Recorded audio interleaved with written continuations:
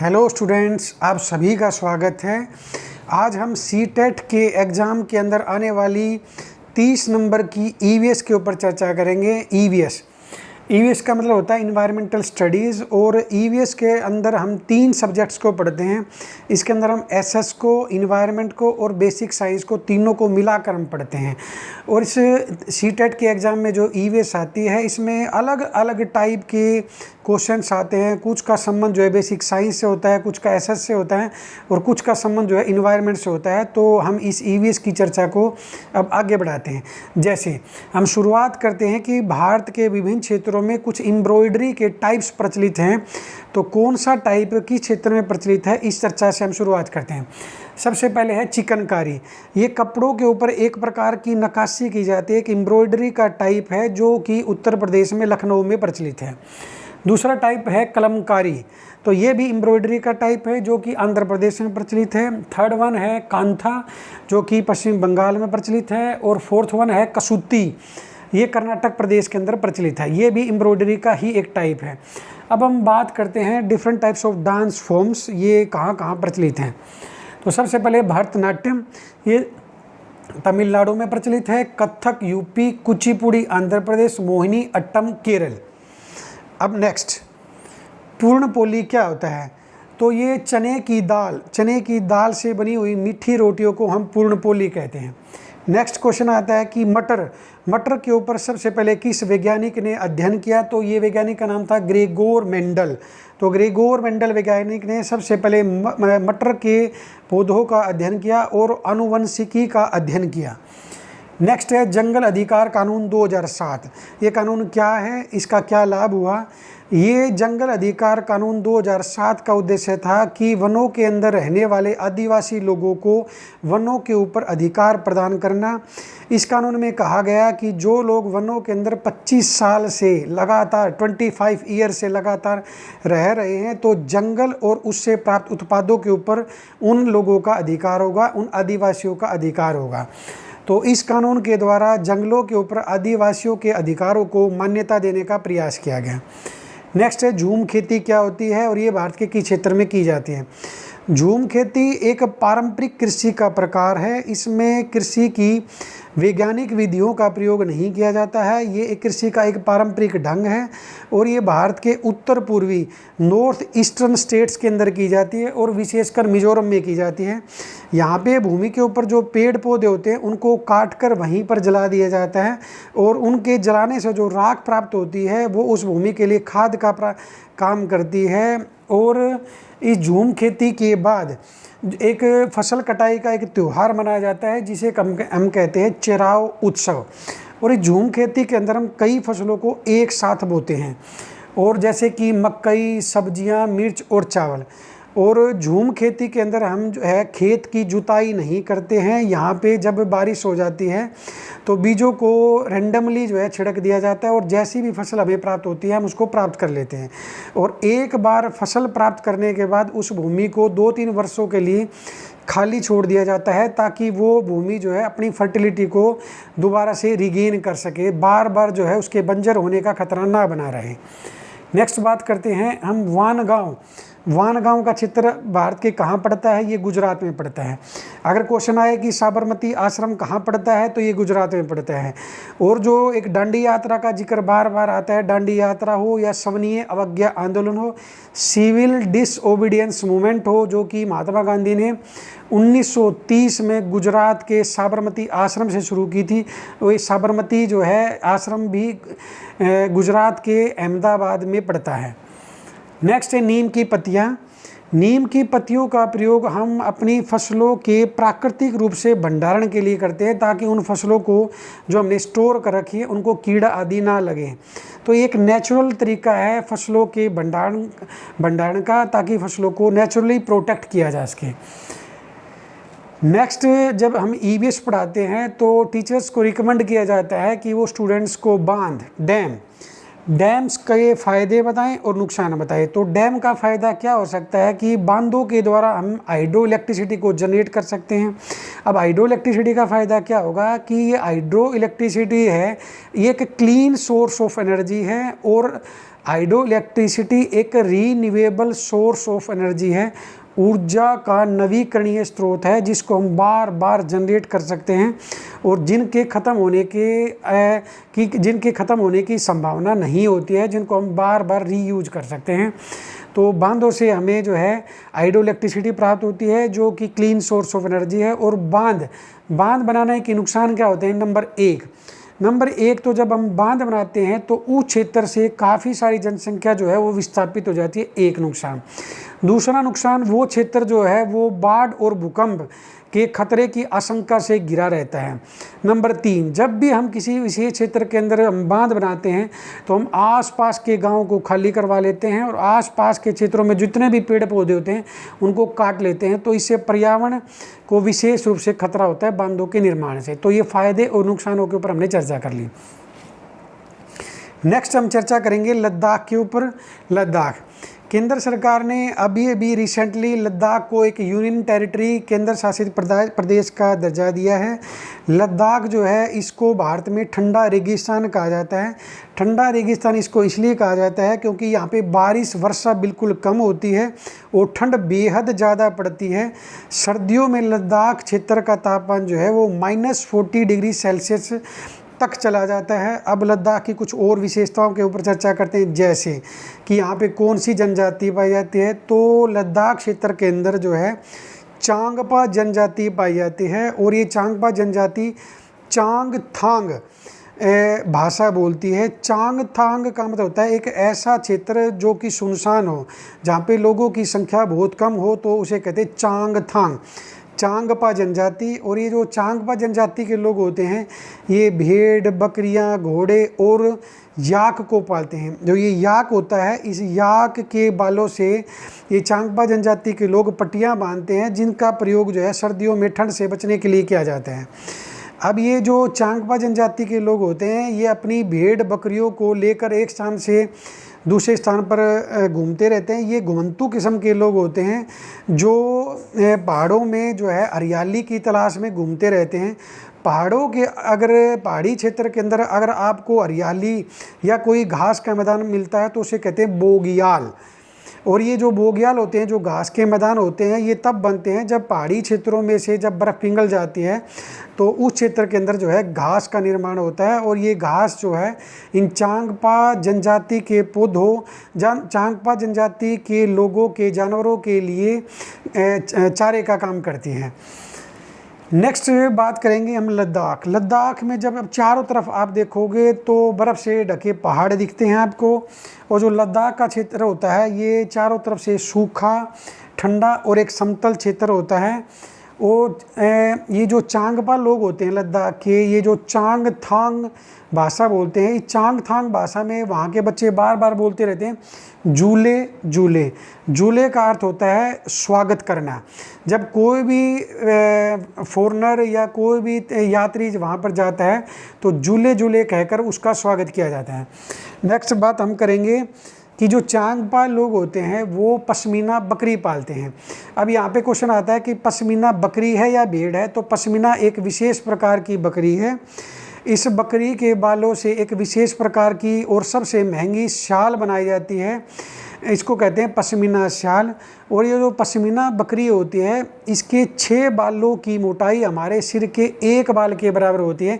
ये जो आंकड़े मैं आपको दे रहा हूँ ये आपको दिमाग में रखने पड़ेंगे क्योंकि इन आंकड़ों के ऊपर एज इट इज़ क्वेश्चन जो है पेपरों के अंदर आते हैं। तो इस बकरी के 6 बालों की मोटाई हमारे सिर के 1 बाल के बराबर होती है। और ये जो पश्मीना शाल होती है ये शाल 6 स्वेटरों के बराबर गर्म होती है।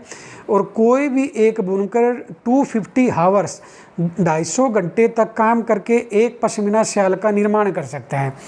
नेक्स्ट हम बात करेंगे कि लद्दाख के अंदर जो घर मिलते हैं वो किस प्रकार के मिलते हैं।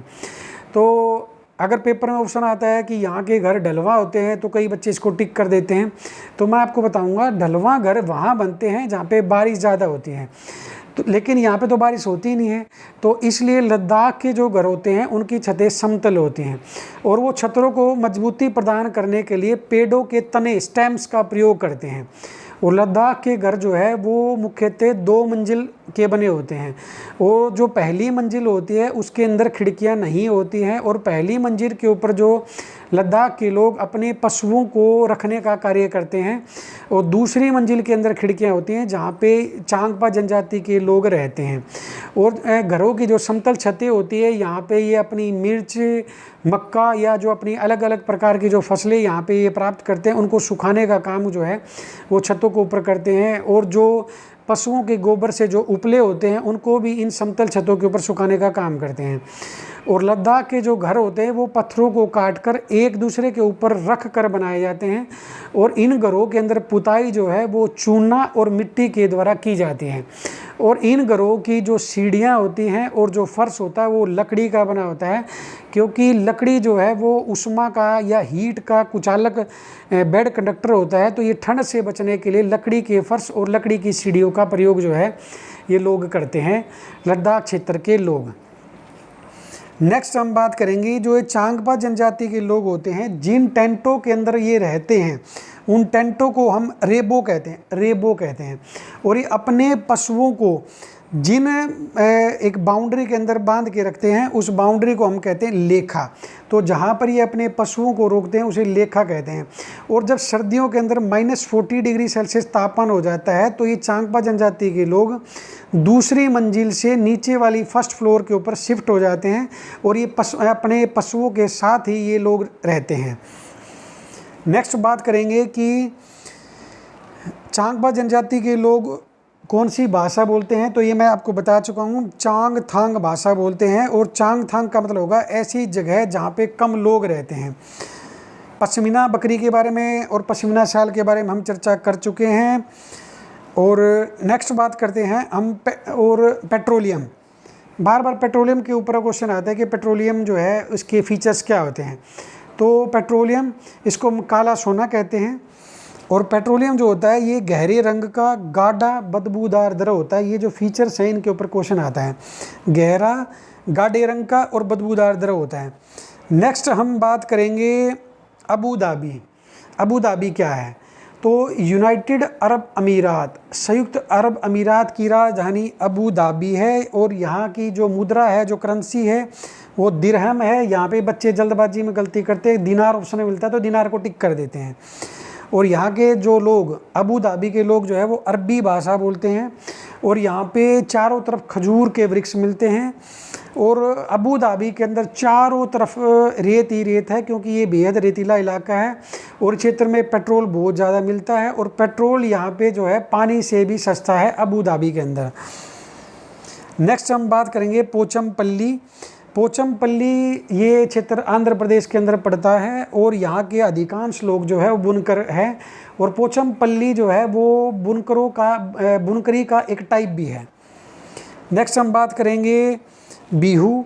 बिहू असम का एक फसल कटाई का त्यौहार है। और ये जो बिहू है, इस बिहू से जो पिछले दिन की जो शाम होती है उसे हम कहते हैं उरुका, उसे हम उरुका कहते हैं। नेक्स्ट बात हम करेंगे कि कौन सा ऐसा पक्षी है जो पेड़ की सबसे ऊंची डाल पे अपना घोंसला बनाता है, तो वो होगा आपका कोआ, क्रो। और कौन सा ऐसा पक्षी है जो अपना घोंसला नहीं बनाता है और कोए के घोंसले में अपने अंडे देता है, तो वो आपका होगा कोयल। कोयल कोवे के घोंसले में अपने अंडे देती है, और कोआ अपने अंडों के साथ कोयल के अंडों को भी सेता है। नेक्स्ट बात करेंगे हम फाख्ता। फाख्ता जो पक्षी होता है वो कैक्टस के कांटों के बीच और मेहंदी की मेड़ के बीच में अपने घोंसले बनाता है। यहाँ पे हमने बात की कैक्टस, तो कैक्टस जो होता है वो मरुस्थलीय क्षेत्र में उगने वाला पौधा है। और जो कैक्टस की पत्तियाँ जो है ये कांटों का रूप धारण कर लेती हैं। कई बार पेपरों में क्वेश्चन आता है कि ये जो कैक्टस के जो कांटे होते हैं ये क्या होते हैं, तो कैक्टस के कांटे रूपांतरित पत्तियाँ होती हैं, दे आर मॉडिफाइड लीव्स। ये रेगिस्तानी क्षेत्र में जब पानी कम होता है तो जब पौधों की पत्तियों के द्वारा जो ट्रांसपीरेशन होता है, जो वाष्पोत्सर्जन होता है, जिसके द्वारा वाटर लॉस होता है, तो ये कैक्टस के जो पौधों की जो पत्तियाँ होती है ये इस वाटर लॉस को मिनिमाइज करने के लिए कांटों का रूप धारण कर लेती है कैक्टस की पत्तियाँ। और ये मुख्यतः रेगिस्तानी क्षेत्र के अंदर उगने वाला पौधा है कैक्टस। और ये कैक्टस के जो कांटे होते हैं they are examples of modified leaves. Next हम बात करेंगे कि किस पक्षी को इंडियन रोबिन कहा जाता है। तो ये कलचिड़ी पक्षी को इंडियन रोबिन कहा जाता है।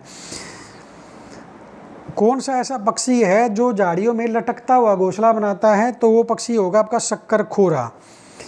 नेक्स्ट बार बार क्वेश्चन ये आता है कि गिलहरी कौन सा ऐसा पक्षी है जो अपने दांतों को बार बार जो है घिसता रहता है?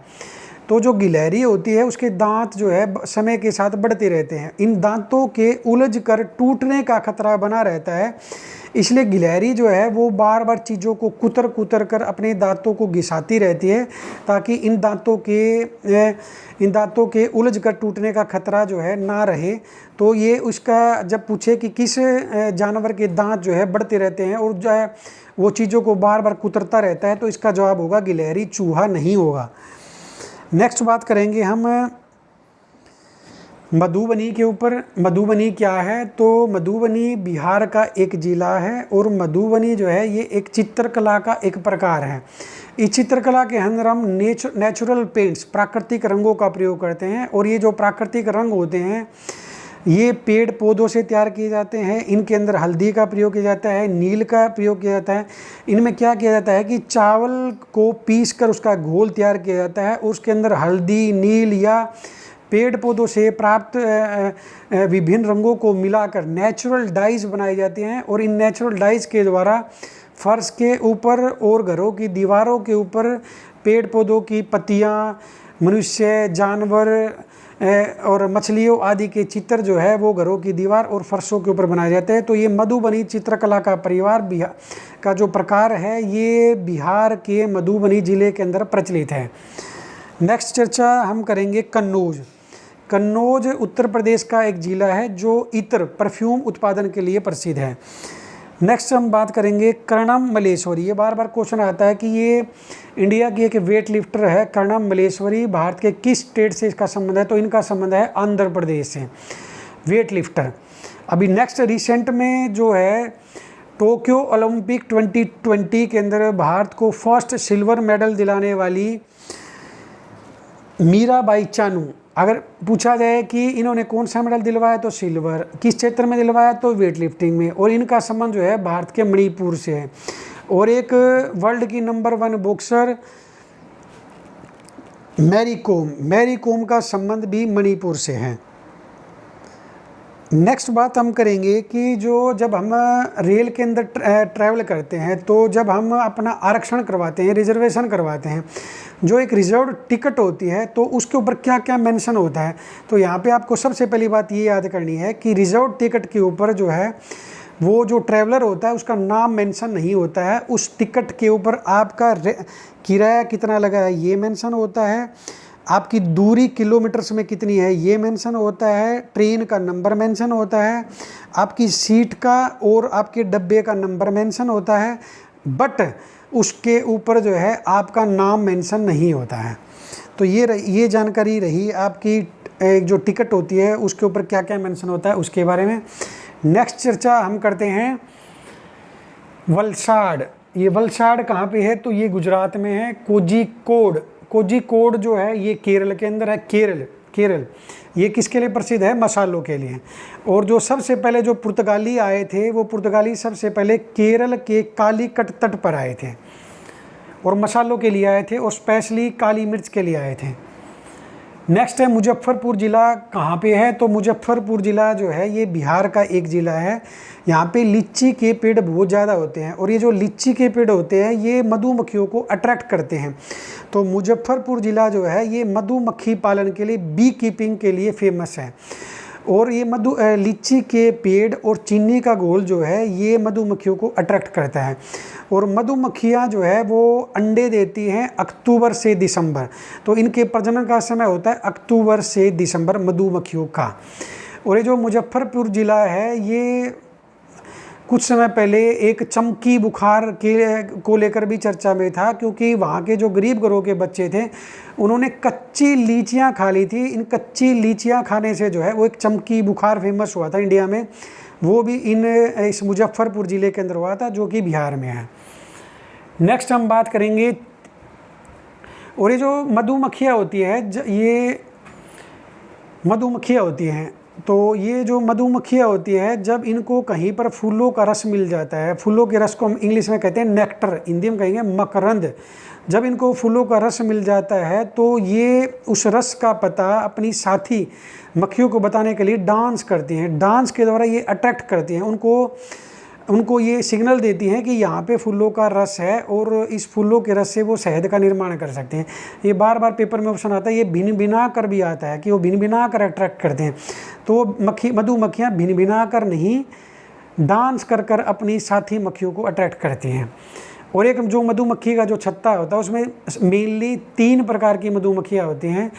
जो सबसे एक मधुमक्खी होती है उसका नाम होता है रानी मक्खी, इसकी संख्या 1 होती है। इसका काम होता है एक बार में सैकड़ों की संख्या में अंडे देना, रानी मक्खी। और इसमें काम करने वाली मक्खियाँ होती हैं, काम करने वाली मक्खियाँ होती हैं, ये फीमेल्स होती हैं, ये मादा मक्खियाँ होती हैं। इनका काम होता है अंडों की देखभाल करना और अलग अलग स्थानों से फूलों का रस ढूंढना, शहद का निर्माण करना और छत्ते के सारे काम करना। ये काम होता है काम करने वाली मक्खियों का। एक छत्ते के अंदर कुछ नर मक्खियाँ भी होते हैं और नर मक्खियों का काम होता है छत्ते की रक्षा करना। जिस प्रकार से बिहेव मधुमक्खियाँ करती हैं उसी प्रकार से बिहेव चींटियाँ करती हैं। चींटियाँ भी जो है वो 3 प्रकार की होती हैं। रानी चिट्टी का काम होता है अंडे देना, और एक होती है सिपाही चिट्टी का काम होता है रक्षा करना। और सिपाही चिट्टी जो होती है इसको हम दोबारा से करते हैं। सिपाही चिट्टी भी मेल होती है, इनका काम होता है रक्षा करना। और ये जो चिट्टियाँ होती हैं इनमें कुछ फीमेल चिट्टियाँ जिनकी संख्या बहुत ज़्यादा होती है वो भी होती हैं, और उनका काम होता है भोजन ढूंढ कर लाना। तो चिट्टियों में भी रानी चिट्टी अंडे देती है, सिपाही चिट्टी रक्षा करती है, और काम करने वाली चिट्टियाँ भोजन को ढूंढ कर लाती हैं। और ये चिट्टियाँ और मधुमक्खियाँ दोनों एक तरह से ही समूह के अंदर रहती हैं।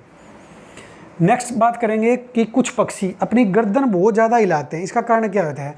जो पक्षी अपनी गर्दन बहुत ज़्यादा हिलाते हैं वो इसलिए हिलाते हैं क्योंकि उनकी आँखों की पुतली घूम नहीं हो सकती है, तो इसलिए वे साइड्स में देखने के लिए अपनी गर्दन को हिला कर देखते हैं। अब नेक्स्ट क्वेश्चन पक्षियों के ऊपर ये आता है कि जो पक्षी रात को जागते हैं वो किस कलर का देख सकते हैं? तो वो ब्लैक एंड वाइट देख सकते हैं। पक्षी जो होते हैं इनकी हड्डियाँ खोखली होती हैं, ये हड्डियाँ खोखली होती हैं तो इसलिए इनका शरीर हल्का होता है जिस वजह से ये उड़ सकते हैं। नेक्स्ट बात हम करेंगे कि कौन से ऐसे पक्षी हैं जो मनुष्य से 4 गुना ज़्यादा देख सकते हैं, 4 गुना ज़्यादा दूरी तक देख सकते हैं। तो चील, बाज और गिद्ध ये पक्षी मनुष्य से 4 गुना ज़्यादा दूरी तक देख सकते हैं। अब आता है कि कौन सा पशु कितने घंटे सोता है, ये भी एक रेयर क्वेश्चन है जो पेपर में आता है। तो गाय 4 घंटे सोती है, अजगर 18 घंटे सोता है, जिराफ 2 घंटे, बिल्ली 12 घंटे, छिपकली ये याद रखने की बात है कि छिपकलियाँ आपको घरों के अंदर सर्दियों में दिखाई नहीं देती क्योंकि सर्दियों के अंदर वो सोने के लिए चली जाती है। तो छिपकलियाँ 1 वर्ष में ऑलमोस्ट 6 महीने सोती हैं। गर्मियों में वो हमें दिखती है क्योंकि गर्मियों में वो जाग रही होती हैं। नेक्स्ट करेंगे हम बात बाघ के बारे में, टाइगर के बारे में। जो ये बाघ होता है ये मनुष्य से 6 गुना ज़्यादा दूरी तक देख सकता है। ये 6 गुना और 4 गुना का जो डिफरेंस है आप इसको ध्यान रख लेना। ये जो बर्ड्स हैं ये 4 गुना दूरी तक और बाघ जो है वो 6 गुना ज़्यादा दूरी तक देख सकते हैं। और ये जो बाघ की मूंछें होती हैं ये आसपास की हलचल को ऑब्जर्व कर लेती हैं और इन मूंछों की सहायता से वो अपने शिकार का सही आकलन कर पाते हैं कि शिकार झाड़ियों में कहाँ पर छिपा हुआ है। और ये जो बाघ होता है इसके सूंघने की शक्ति बहुत ज़्यादा होती है और जो बाघ होता है वो अपने क्षेत्र में अपने मूत्र की गंध छोड़ता जाता है। तो जब ये देखते हैं कि इनके क्षेत्र में कोई अलग बाघ आया है तो ये वो किस प्रकार से पता करते हैं, ये पता करते हैं उस मूत्र की गंध को सूंघ कर कि अगर ये मूत्र की गंध अपने से अलग है तो दिस मीन्स कि कोई और टाइगर उनके क्षेत्र के अंदर आया है। नेक्स्ट बात करेंगे जो बाघ जब गुर्राता है तो उसकी दहाड़ 3 किलोमीटर दूर तक सुनाई पड़ती है और जो बाघ होते हैं ना, वो अपने शिकार की या अपने सराउंडिंग की साउंड को कलेक्ट करने के लिए अपने कानों को घुमा सकते हैं। अपने कानों को घुमाकर वो चारों तरफ की साउंड को कलेक्ट करके सुन सकते हैं। नेक्स्ट बात करेंगे हम, इंडिया में कितने प्रकार के सांप पाए जाते हैं। तो इंडिया में मेनली 4 प्रकार के सांप ऐसे हैं कि जो कि जहरीले होते हैं। उनमें सबसे पहला होगा नाग, दूसरा होगा करेत, और तीसरा होगा दुबोइया, और चौथा होगा अफाई। नाग, करेत, दुबोइया और अफाई। और जो जब सांप काट लेता है तो सांप के काटने से बचने के लिए जो दवा बनती है वो सांप के जहर से ही बनती है। तो इसलिए सांपों का अवैध शिकार किया जाता है कि उनसे दवाई बनती है सांप के काटने की। और जो सपेरे लोग होते हैं ये एक विशेष प्रकार का नृत्य डांस करते हैं जिसे कहते हैं कालबेलिया नृत्य। और ये जो सांप, जो सपेरे होते हैं, जो सांपों को पकड़ने के लिए जिस बीन का यूज करते हैं, तो ये लौकी से, ये घिया से, सूखी हुई घिया से, घिया को सेप देकर जो है वो सपेरों की बीन बनती है।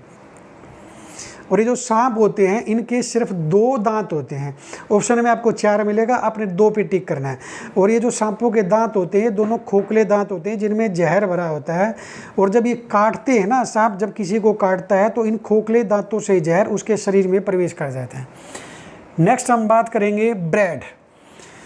हम सभी जो है ब्रेड खाते हैं, तो पेपरों में क्वेश्चन आता है कि ब्रेड जो है वो किस कारण से ख़राब होता है। तो ब्रेड जो है फंगस के कारण ख़राब होता है।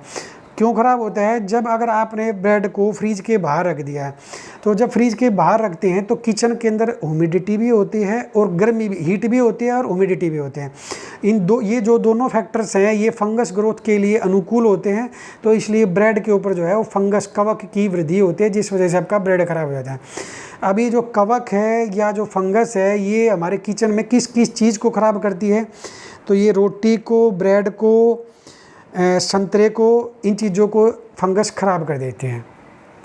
नेक्स्ट हम बात करेंगे कि जैसे कई चीज़ें हैं उनको हम लंबे समय तक सुरक्षित रखना है तो हम कैसे रखेंगे। जैसे फ्रिज में रखने के अलावा दूध को हम उबाल कर सुरक्षित रख सकते हैं। अगर पके हुए चावल हैं तो उनको हम एक खुले कटोरे में डाल दिया और एक पानी से भरे हुए बर्तन के अंदर हम उनको रख सकते हैं। अगर कुछ भी हरी पत्तेदार सब्जियां हैं जैसे धनिया है, पुदीना है, तो हम उनको गीले कपड़े में लपेट कर रख सकते हैं। प्याज है, लहसुन है, आलू है, तो हम इनको खुले स्थान पर रखते हैं ताकि ये नमी से बचें। और नमी जो है वो आपके भोज्य पदार्थों को ख़राब करने का काम करते हैं। नेक्स्ट हम बात करेंगे मामड़ी तांडरा क्या है। तो ये मामड़ी तांडरा ये आम पापड़ा को कहते हैं। आंध्र प्रदेश में एक गांव है आत्रेयपुरम। आत्रेयपुरम के जो लोग हैं वो आमों से आम पापड़ा बनाते हैं ताकि गर्मियों के अलावा भी हम आम का मजा ले सकें। और ये इसे आम पापड़ा को आंध्र प्रदेश में कहते हैं मामड़ी तांडरा। ये पेपरों के अंदर क्वेश्चन आता है कि सर्दियों में आप किस प्रकार से आम का प्रयोग कर सकते हैं। तो ये आम पापड़ा के द्वारा या आम के अचार के द्वारा सर्दियों में भी आप आम का लुत्फ़ उठा सकते हैं। नेक्स्ट हम बात करेंगे डल झील। डल झील भारत में कहाँ पे है? श्रीनगर में। और यहाँ पे जो लकड़ी की बोट्स होती हैं उन्हें हम कहते हैं शिकारा। नेक्स्ट क्वेश्चन बार बार आता है कि हाथियों के ऊपर। एक जो बड़ा हाथी होता है वो एक दिन में 100 किलोग्राम 100 kg तक जो है वो पेड़ पौधों की पत्तियां खा सकता है। और एक जो 3 महीने का जो हाथी होता है, 3 महीने का हाथी होता है, उसका वेट जो होता है वो 300 किलोग्राम तक हो सकता है। ये अप्रोक्स है वेट। और नेक्स्ट बात करेंगे कि जैसे हाथी कितने घंटे आराम करता है। तो हाथी, आप मोटे को देख के आकलन ना करना, हाथी दिन में बहुत कम आराम करता है। ये ज़्यादा से ज़्यादा 2 से 4 घंटे दिन में आराम करता है। और हाथियों को कीचड़ और पानी में खेलना बड़ा पसंद है क्योंकि कीचड़ और पानी इनके शरीर को ठंडक प्रदान करता है।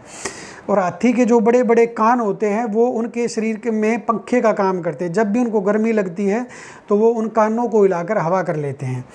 नेक्स्ट हम बात करेंगे जो हाथी होते हैं ये झुंडों के अंदर रहते हैं। और जो हाथियों का एक झुंड होता है उसके अंदर मेनली फीमेल्स और बच्चे होते हैं। और हाथियों का एक जो झुंड होता है उसके अंदर 10 से 12 फीमेल्स और बच्चे होते हैं। और ये बच्चे जो होते हैं, जो मेनली मेल्स होते हैं, ये बच्चे मात्र 14 से 15 वर्ष की आयु तक ही झुंड में रहते हैं।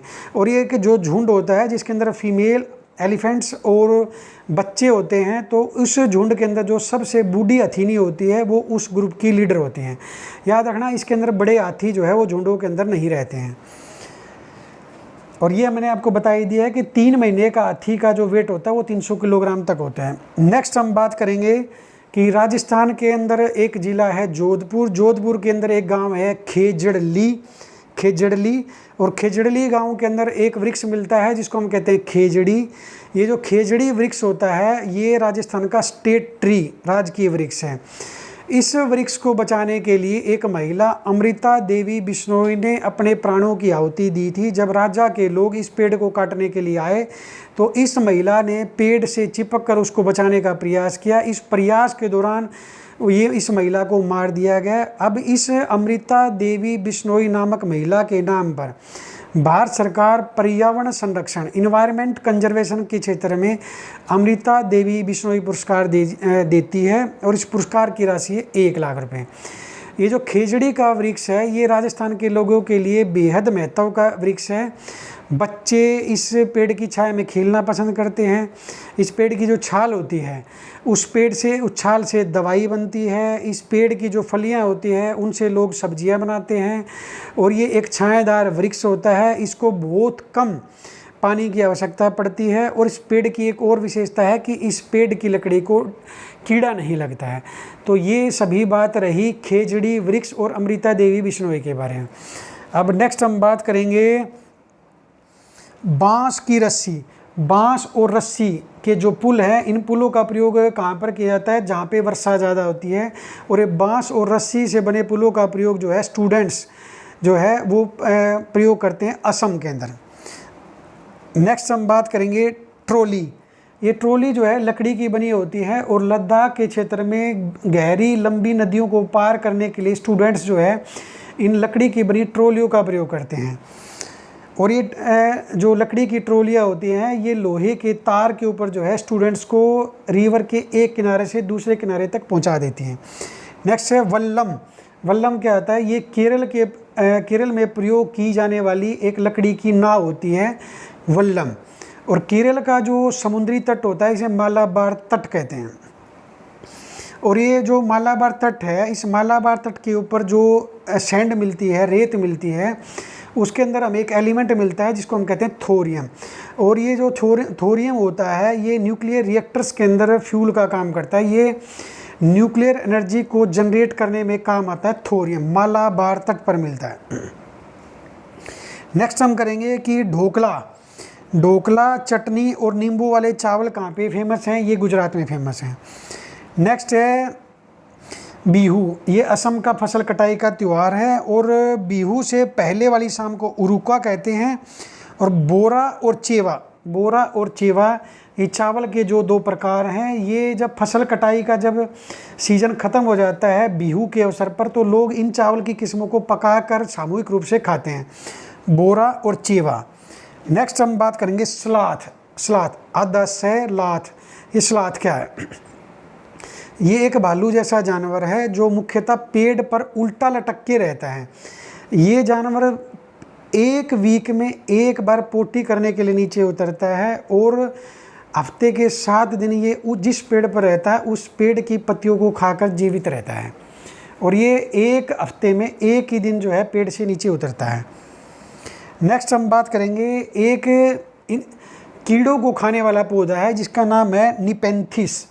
और ये निपेंथिस नामक पौधा ऑस्ट्रेलिया के अंदर पाया जाता है, इंडोनेशिया में पाया जाता है, भारत के मेघालय प्रांत के अंदर पाया जाता है। कीड़ों को खाने वाला पौधा निपेंथिस। और जो पौधे कीड़ों को खाते हैं, कीटाहारी पादप होते हैं, वे उस भूमि पर ज़्यादा उगते हैं जहाँ पे नाइट्रोजन की डेफिशिएंसी होते हैं, नाइट्रोजन की कमी होती है। नेक्स्ट हम बात करेंगे जिन जानवरों के कान बाहर हमें दिखाई देते हैं उन जानवरों के शरीर पर बाल होते हैं, और वे जानवर जो है वे बच्चों को जन्म देते हैं। और जो जानवर अपने जैसे जीवों को जन्म देते हैं उन्हें हम कहते हैं विविपेरस। नेक्स्ट, जिनके कान दिखाई नहीं देते, जिनके कान अंदर होते हैं, छेद जैसे होते हैं, जैसे छिपकली के कान, सांप के कान, उनके शरीर पर बाल नहीं होते हैं जैसे छिपकली और सांप, और ये जानवर जो है अंडे देते हैं। नेक्स्ट है रेशम का कीड़ा। ये रेशम का कीड़ा जो है अपनी मादा की गंध को कई किलोमीटर दूर से पहचान लेता है। नेक्स्ट है चींटियों के बारे में। चींटियाँ जब ट्रैवल करती हैं तो पीछे एक ऐसा लिक्विड छोड़ दे जाती है जिसको पीछे वाली चींटियाँ उसको सूंघ कर उसके पीछे पीछे चलती हैं। नेक्स्ट हम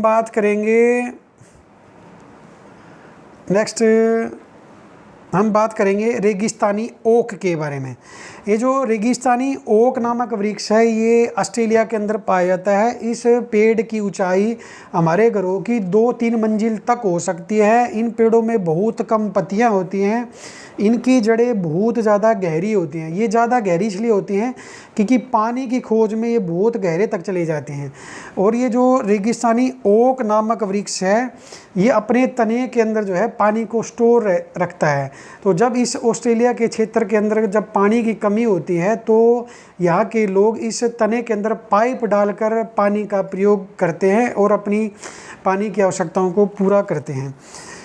तो ये वो विशेष प्रकार के क्वेश्चंस रहे जो आपके ईवीएस एनवायरमेंटल स्टडीज़ के अंदर आते हैं। अब इनके ऊपर क्वेश्चंस कैसे आते हैं, मैंने आपको बताया कि जो मैंने अभी आपको बताया एज इट इज़ ऐसे के ऐसे क्वेश्चन जो है वो आपके पेपरों के अंदर आते हैं। तो अब हम नेक्स्ट जो वीडियोज़ बनाएंगे उनके अंदर हम इस थ्योरी को अप्लाई करके इसकी एप्लीकेशन को देखेंगे कि क्वेश्चंस में ये किस प्रकार से आता है। तब तक के लिए आप सभी का धन्यवाद और नेक्स्ट वीडियो में हम अब दोबारा से आपसे मिलते हैं।